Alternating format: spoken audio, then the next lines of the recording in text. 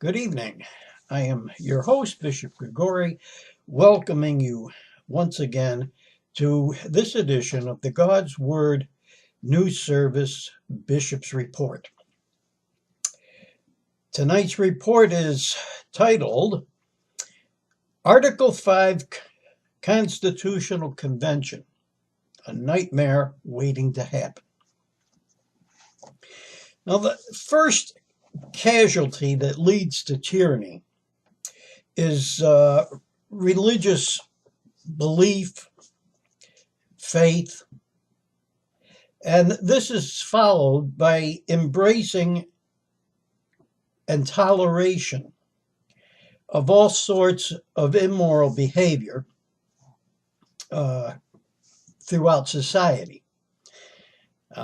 Alexander Solzhenitsyn said that the main reason why nations lose their freedoms and become enslaved is because a society turns their back on God.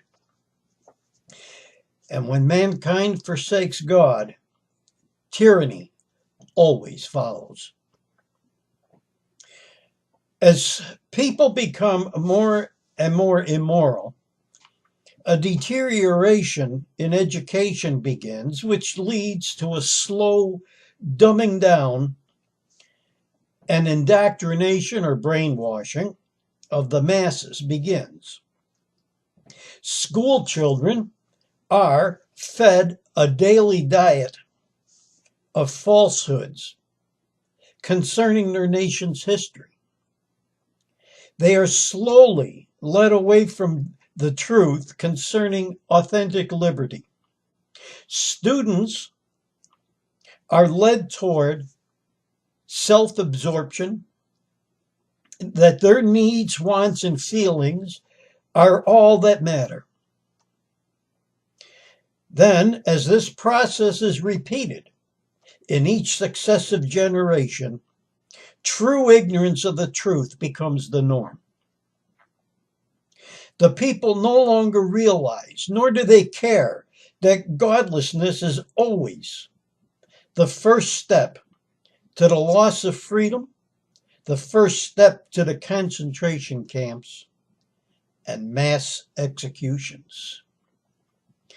The tragic truth is that this very same process has already begun and is at work right here in the United States, as well as in many Western European countries. We have become ignorant of the fact that freedom depends on morality. It was a virtuous people of faith in a supreme creator who put God as the center of their lives and the foundations of their institutions that made America great. Solzhenitsyn warned that by turning our backs on God, the United States will face, quote, a calamity of this despiritualized and irreligious humanistic consciousness, end of quote, that will weaken their traditional foundations, such as the traditional family, a well-ordered society, an education system, etc., and make them vulnerable to moral decay and internal collapse. And only by turning back to God and shunning the self-centered and atheistic humanism whereby we believe that mankind is the absolute measure in judging and evaluating everything on earth. And only through that can we have any chance or hope of escaping the destruction toward which we are inevitably moving. If we continue on our present course, we will suddenly realize that ignorance is not always bliss. More often than not, it can lead to much loss, suffering, and regret. Such would be the case if a new constitutional convention, or CONCON, also called the Convention of States or Article 5 Convention, were to be held, and it will be too late. The vast majority of American citizens today are totally ignorant when it comes to the Constitution of the United States. Far too many people have no idea as to what is and is not constitutional, which is the main reason we now have so many unconstitutional laws on the books and a bloated, out of control government. And what many Americans who are pushing for an Article 5 convention don't realize is that there are far left groups, not only here, but abroad as well, who have very dangerous ulterior motives for wanting to hold a convention of states or Article 5 convention. Liberals from both parties in Congress would use the power of the call to hijack any good intentions of the states, and even conservative delegates would be hounded into betraying their state's trust. An Article 5 constitutional convention would imperil our fundamental rights. See, the last time we had a constitutional convention in 1787 through 1789, delegates ended up abolishing the Articles of Confederation, which was the original constitution of the 13 colonies. And they rewrote the governing document from top to bottom, which gave us our present constitution. This is what the leftists, New World Order cabal, funded by such people as George Soros, have in mind. And as a matter of fact, they already have a whole new constitution already written called the Constitution for the New States of America, which I will discuss in the upcoming part 2 of this series. If they are waiting to shove this down our throats, and if allowed to take place, this will result in the erasure of some, if not all, of our most cherished and fundamental rights, which are enshrined in our present Constitution of the United States. It is for this reason that the National Association of Gun Rights and the Gun Owners of America oppose an Article 5 constitutional convention. It is also the reason why the late conservative Justice Antonin Scalia opposed it, saying in 2014, quote, "I certainly would not want a constitutional convention. Whoa, who knows what would come out of it? A constitutional convention is a horrible idea," end of quote. And both the GOP and the DNC are proposing to choose delegates to such a convention in a highly partisan and unrepresentative manner. Now, I want you to please pay close attention to what a truly educated and knowledgeable woman, Publius Hulda, has to say as she exposes the real agenda behind the push for an Article 5 convention. In a presentation she gave on April 17, 2017, at the beautiful old Supreme Court chamber at the Tennessee Capitol building in Nashville.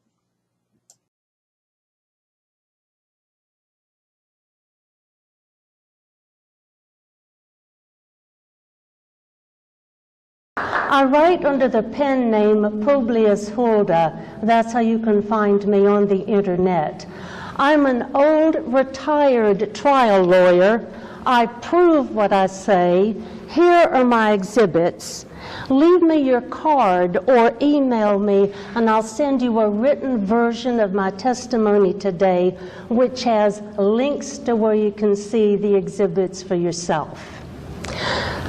The prospect of an Article 5 convention should make us tremble for the same reason it made James Madison, father of our Constitution, tremble. A convention gives the enemies of our Constitution the opportunity to get rid of it and impose a new one. And that's what I'll prove to you today. Article 5 of our Constitution provides two methods of amending it. Congress proposes amendments or calls a convention to propose amendments if 2/3 of the states apply for it. The first method was used for our existing 27 amendments.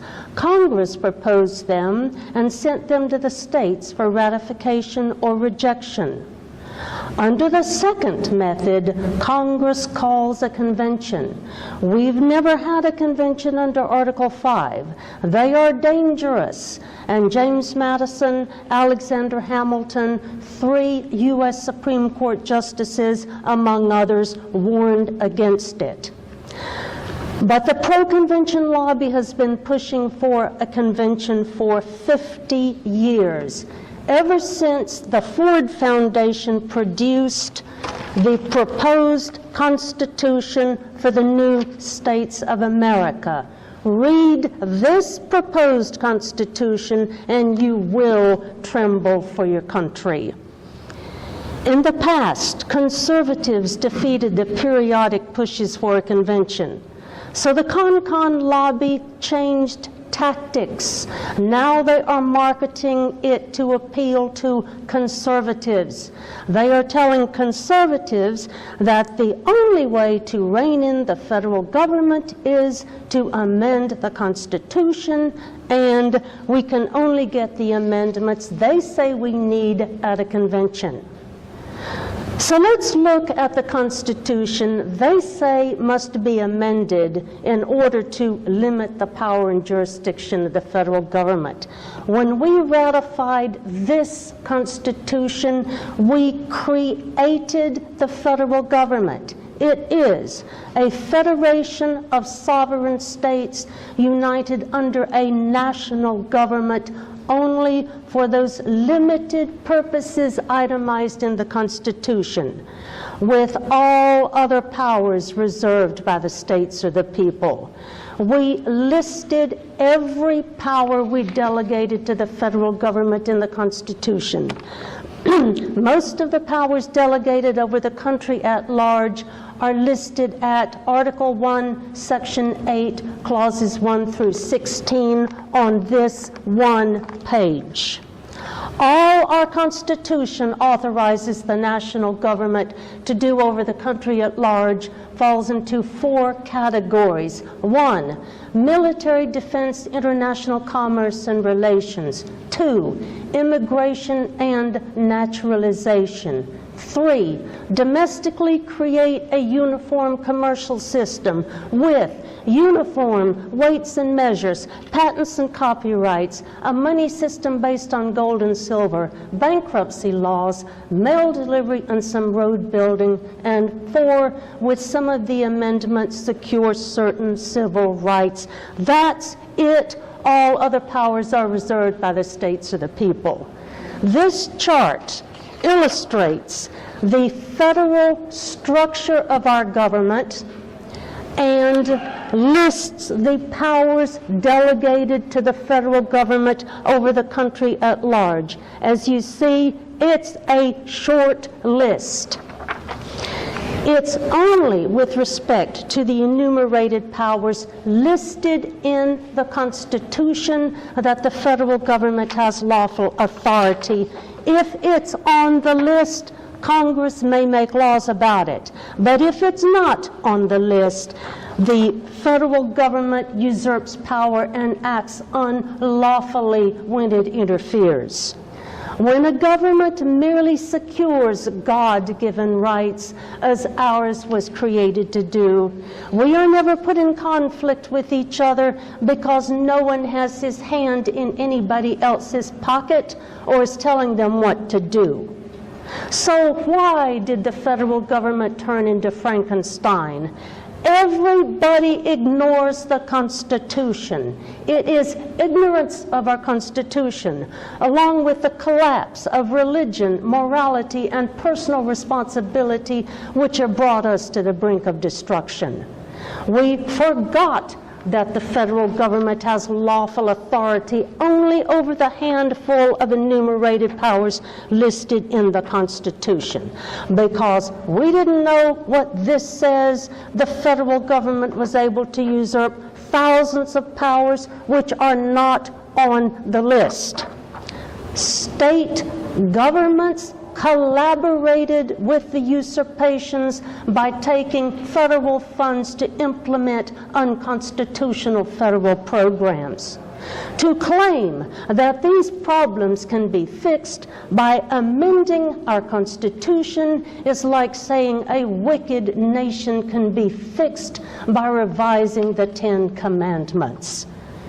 Even so, the convention lobby insists the problem is the Constitution. They say amendments will limit the power and jurisdiction of the federal government, but our Constitution already limits the power and jurisdiction of the federal government to this small handful of enumerated powers listed in the Constitution. So the claim that we can control those who ignore the Constitution by amending the Constitution is absurd. They have another agenda. Even so, Mark Levin and Michael Ferris say, we need a convention to get amendments to limit the power and jurisdiction of the federal government. So let's look at their proposed amendments. Michael Ferris's Parental Rights Amendment delegates power over children to the federal government. Section 3 of his amendment says, quote, neither the United States nor any state shall infringe these rights without demonstrating that its governmental interest is applied to the person, that's your children, is of the highest order and not otherwise served. Mark Levin's Liberty Amendments also do the opposite of what he claims.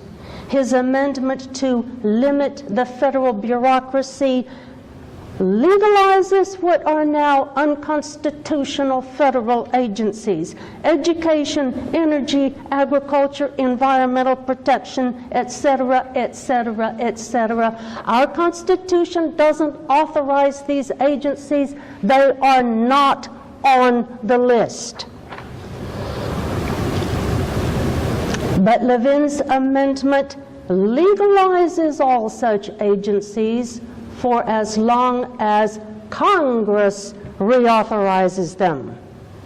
Article 1, Section 1 of our Constitution says only Congress may make laws.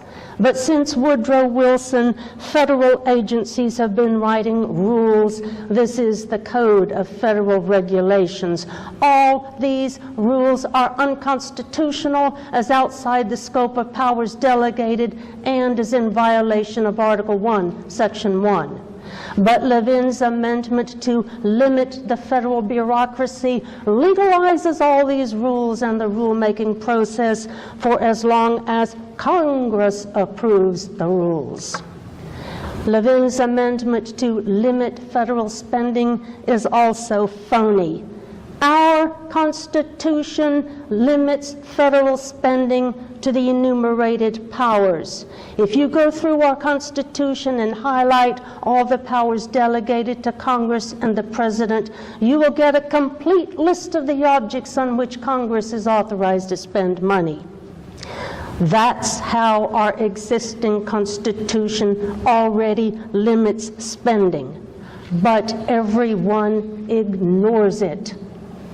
Levin's amendment substitutes a budget for the enumerated powers and thus legalizes the current practice where Congress spends money on whatever is put into the budget.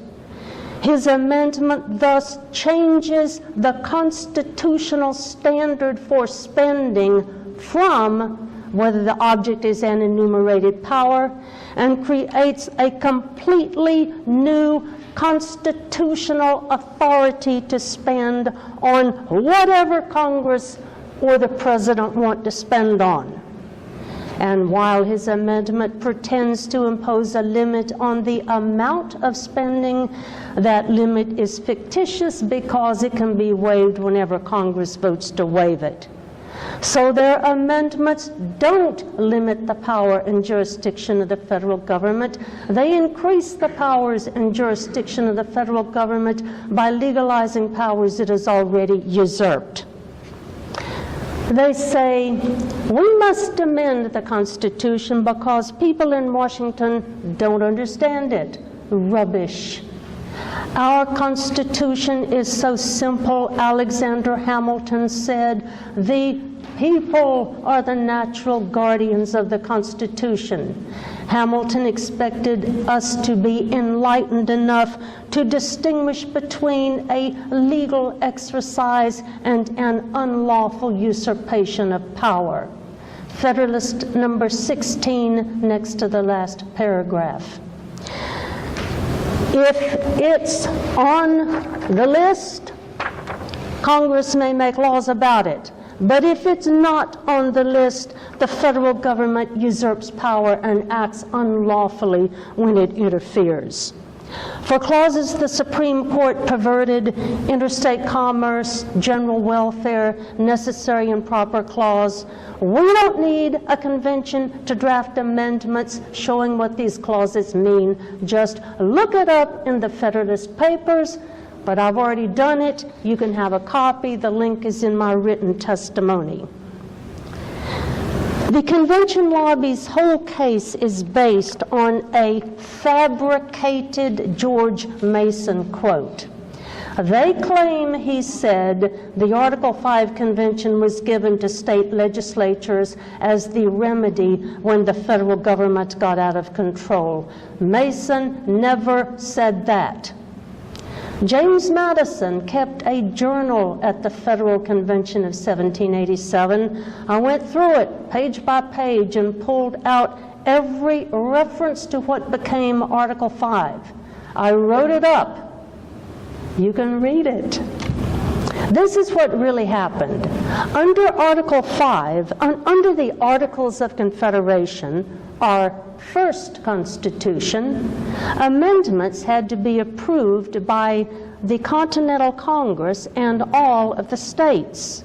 The dispute at the Convention of 1787, where this was written, was whether Congress should have any authority over the amendment process. George Mason said he wanted to be able to make amendments without the approval of Congress. He said, if only Congress can propose amendments, the people won't get the amendments they want if Congress doesn't agree. So the convention method was added so that delegates could propose amendments. Mason did not say that when the federal government overreaches, the remedy is to amend the Constitution. That's not in Madison's journal, and Mason and the others had just spent 4 months drafting a constitution which delegated only a tiny handful of powers to the federal government.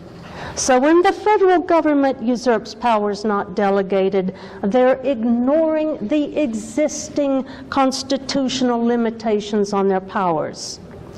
George Mason agreed that the purpose of amendments is to remedy defects in the Constitution. Madison's journal shows that on June the 11th, 1787, Mason said, "The plan now to be formed, the plan, will certainly be defective, as the Confederation has been found on trial to be. Amendments, therefore, will be necessary, and it will be better to provide for them in an easy, regular, and constitutional way than to trust to chance and violence. It would be improper to require the consent of the national legislature, because they may abuse their power and refuse their consent on that very account." Our problem today is not a defective Constitution. Our problem is ignorance and disobedience. That calls for different remedies, and our framers spelled them out. The convention lobby insists the states will appoint the delegates, each state gets one vote, and Congress and the delegates have no power over the convention. The states run the whole show. That's not true. Article 5 says Congress calls the convention. A call is the official summons for the convention to take place. And Article 1, Section 8, last clause, delegates to Congress the power to make the laws necessary and proper to carry out its power to call the convention.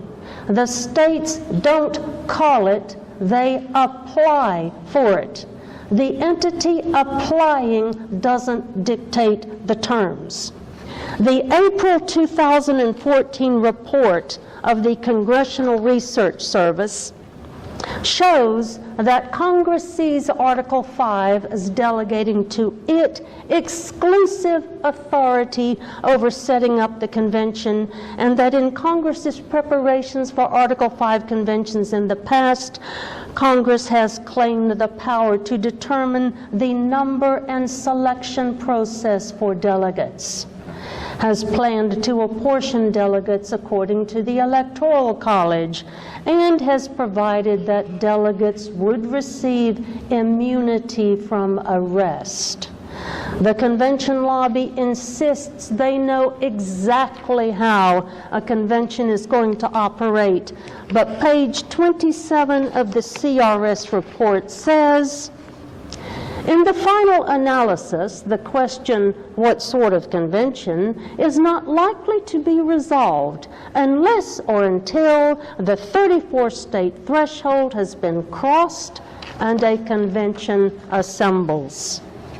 See, we'll have to get a convention before we know how it is going to operate. This chart shows what state legislatures, Congress, and the delegates have the power to do. The only power the states have is to ask Congress to call a convention. Once that's done, it's out of the states' hands. So it's not a convention of states, it's a federal convention called by Congress to perform a federal function derived from the federal Constitution. So why do they call it a convention of states? Convention supporter Rob Natelson said on September the 16th, 2010, that he would no longer call it a constitutional convention. Henceforth, he would call it, among other things, a convention of states. I suggest the term is a marketing gimmick to make people believe that Article 5 provides for a convention controlled by states. But the delegates won't be under state authority, and they can impose a new constitution like the New States Constitution, which eliminates the states and creates a new national government. States cannot rewrite Article 5, and they can't dictate to Congress how Congress is to exercise a power delegated to Congress respecting a federal function. So, Congress sets up the convention, and then the delegates, as the sovereign representatives of the people, have the power to throw off this form of government and set up a new one. The convention lobby says a convention is safe because 3/4 of the states have to ratify whatever comes out. That's not true. I'll show you how a new constitution can be imposed at an Article 5 convention. Even though Article 5 of our Constitution speaks of a convention for proposing amendments, a higher principle applies to such a convention. The Declaration of Independence says at the second paragraph that it's the right of a people to alter or abolish their government and set up a new one. We have invoked that principle twice in our history. We invoked it in 1776 to throw off the British monarchy. We invoked it again in 1787 to throw off our first Constitution, the Articles of Confederation, and we set up a new constitution, the one we now have, which created a new government. In Federalist Paper number 40, at the 15th paragraph, James Madison specifically invoked this principle, this self-evident right of a people to throw off their form of government and set up a new one, as justification for what they did at the Federal Convention of 1787. Instead of obeying their instructions to propose amendments to the Articles of Confederation, they drafted a new constitution with a new and easier mode of ratification. If there is an Article 5 convention today, the delegates will have that same power to get rid of this Constitution and impose a third Constitution. How did we get from our first Constitution to our second Constitution? There was a convention to propose amendments to our first Constitution. The Continental Congress resolved on February the 21st, 1787, to call a convention to be held in Philadelphia, quote, for the sole and express purpose of revising the Articles of Confederation. But the delegates ignored this limitation, and they ignored the instructions from their states, and they wrote our second Constitution. It is impossible to stop this from happening at a third convention, at an Article 5 convention. If we have a convention today, George Washington, James Madison, Ben Franklin, and Alexander Hamilton won't be there to protect you. You don't know who the delegates will be, but they will have the power to impose a third constitution. Now listen. A third constitution will have its own new mode of ratification. Our first constitution required the Continental Congress and all of the then 13 states to ratify amendments. But our second constitution, drafted at the Amendments Convention of 1787, provided at Article 7 that it would require only 9 states for ratification. 13 states and the Continental Congress needed to ratify amendments to our first constitution, but only 9 states needed to ratify our second constitution. If we have a convention today, there is nothing to stop delegates from proposing a third constitution with its own new mode of ratification. New constitutions are already prepared or are in the works. This constitution, proposed constitution for the new states of America, is ratified by a national referendum. The states don't vote on it. The states are to be dissolved and replaced by regional governments answerable to the new national government. Here is the proposed constitution for the new socialist republic in North America. This will keep you awake. The Constitution 2020 movement is backed by George Soros, Cass Sunstein, Eric Holder, and Marxist law professors all over the country. They want a progressive constitution in place by the year 2020. Do you know about the North American Union? During 2005, George W. Bush met on his ranch in Texas with the Prime Minister of Canada and the President of Mexico, and they sketched it out. The three countries basically merge, and a parliament is set up over them. This is the task force report prepared by the Council on Foreign Relations on the North American Union. Heidi Cruz was on the task force which wrote this report. They need a new constitution to transform us from a sovereign nation to a member state in the North American Union. And how do they get such a new constitution? At an Article 5 convention.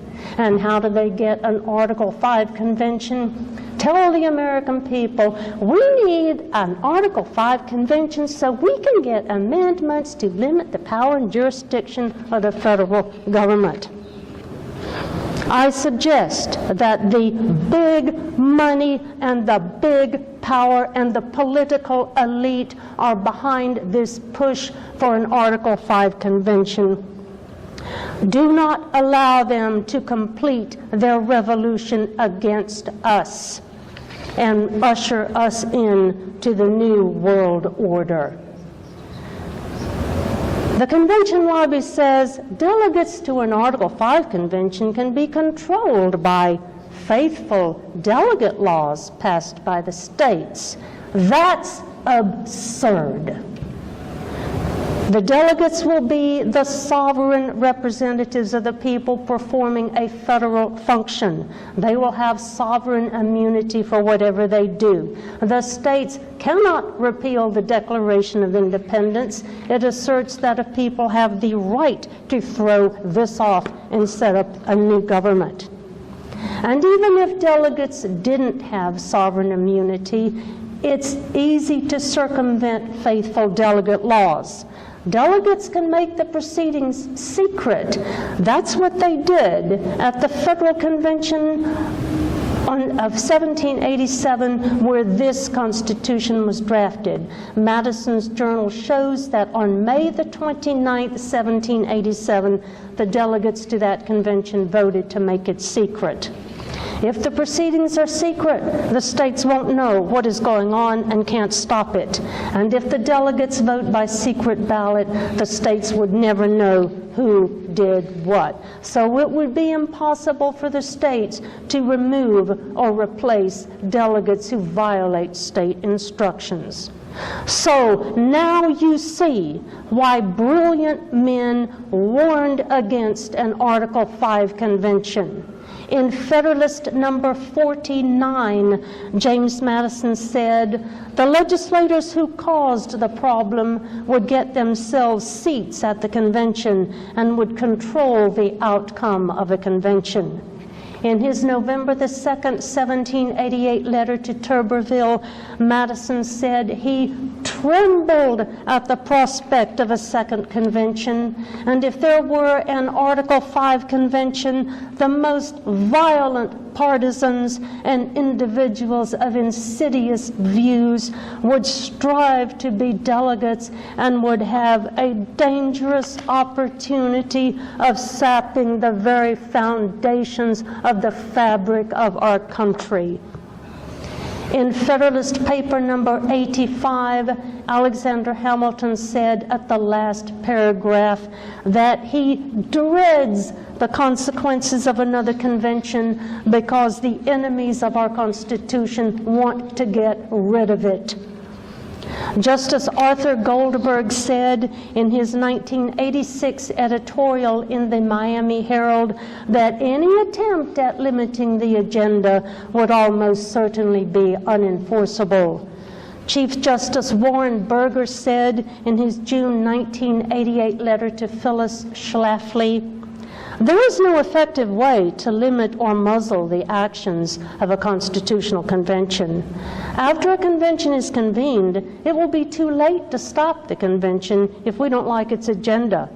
A new convention could plunge our nation into constitutional confusion and confrontation at every turn." And Justice Scalia said on April the 17th, 2014, it's on video, "I certainly would not want a constitutional convention. I mean, whoa, who knows what would come out of that?" Other eminent legal scholars have said the same. Neither the states nor Congress can control the delegates in a convention. And the Federal Amendments Convention of 1787 shows that delegates can't be controlled. Alexander Hamilton and James Madison were delegates at that convention, and they had first-hand knowledge that delegates to such a convention can't be controlled. Yet the convention lobby ridicules these warnings as fear-mongering. So I ask them, is it possible that James Madison, Alexander Hamilton, these three U.S. Supreme Court justices, and these other eminent authorities understood something about the plenipotentiary powers of delegates which you have not yet grasped? Are there violent partisans and individuals of insidious views among us today? Yes, and they want a convention. But the convention lobby says only moral and wise people will be delegates. Let's look at that claim. There are three ways to select delegates.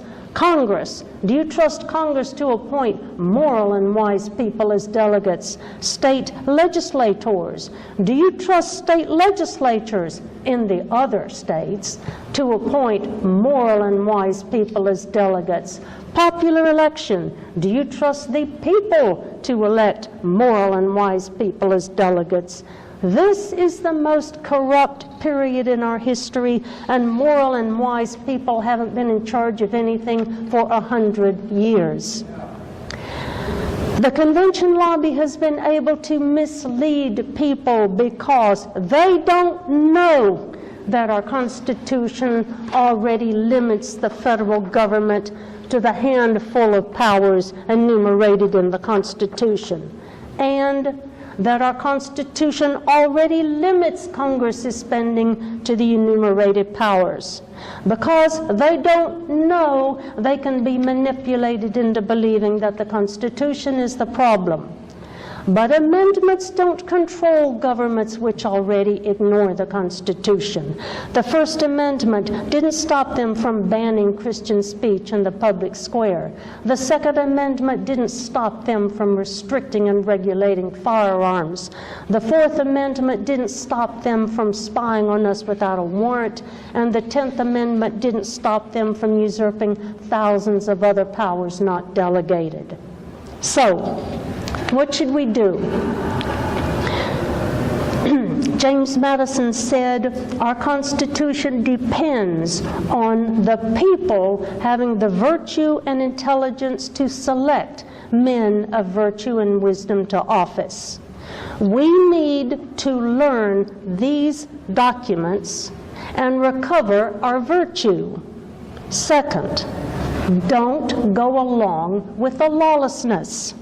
The Declaration of Independence says the colonial legislatures opposed the king's invasions on the rights of the people. Today, state legislatures must oppose violations of our Constitution.